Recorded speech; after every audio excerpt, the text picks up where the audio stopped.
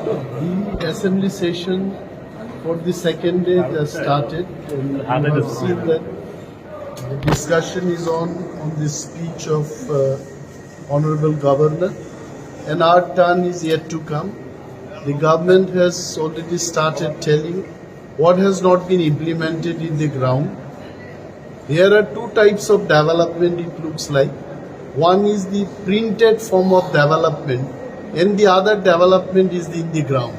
So we are here in the opposition bench to show the real picture of the interior Tripura and the grassroots reality. So you please wait, because the second session of the day will start after 2. Sir, this is about the appointment of interlocutor from the government of India about the discussion. I think this question should be answered by our party chief, Maharaj, and because we are here, we don't know what is going on outside, and definitely he'll be the right person to answer your question. Are you hopeful of having the appointment today, sir? Today was the day, that was the 27th of... Yes, this is what we got to know from the center, but the actual answer will be given by our party chief. Thank you. Thanks.